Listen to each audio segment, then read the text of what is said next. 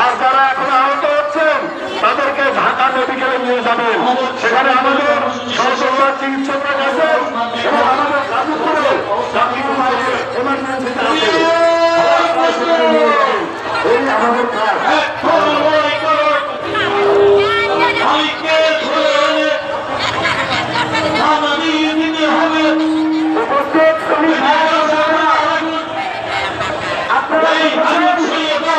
আন্দোলন শুরু হওয়ার আগে পুলিশ কিন্তু আমাদের আমরা এখানে শান্তিপূর্ণভাবে আছেন, কিন্তু তারা কিন্তু পূর্বে আক্রমণের একটা দিয়েছিল কিনা আমরা বলতে চাই। ন্যায্য আন্দোলনে আপনারা যে আক্রমণ করলেন এই মন্তব্য পরিষ্কার হয়ে গেল। আপনারা মালিক পক্ষের শ্রমিক নারী সেখানে কিন্তু কোন নারী পুলিশ ছিল না।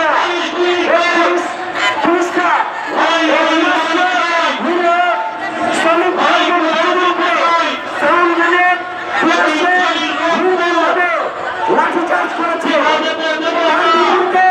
শ্রমিকরা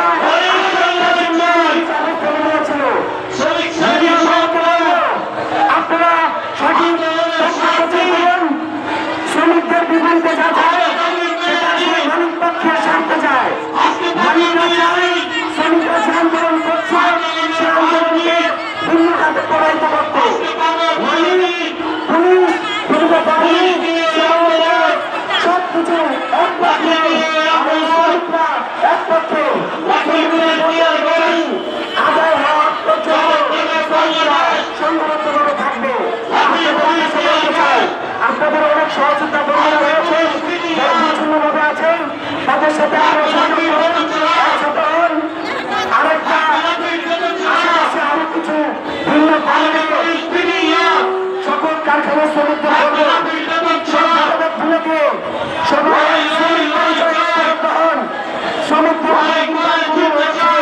আপনারা ভিন্ন ভিন্ন খাতে সবাই একই শ্রমিক শ্রেণীর যে আদর্শ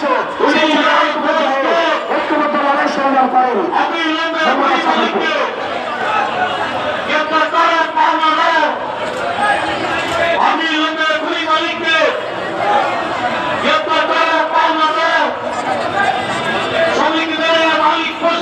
সবাই বলবেন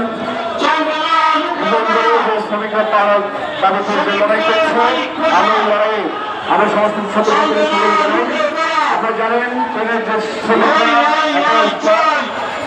লিমিটেড যে শ্রমিক আন্দোলন করছে তাদের যে আন্দোলন সেটা নেওয়া থাকে। বর্তমান যে রাষ্ট্র ব্যবস্থা সেই রাষ্ট্র ব্যবস্থা আমরা দেখেছি মালিকদের পক্ষে তারা কাজ করছে। আজকে মালিকদেরকে তারা কোনো ধরনের ব্যবস্থা না নিয়ে শ্রমিকদের উপরে তারা হয়রানি করছে। আজকে দেখেছি যখন 12টা দাবি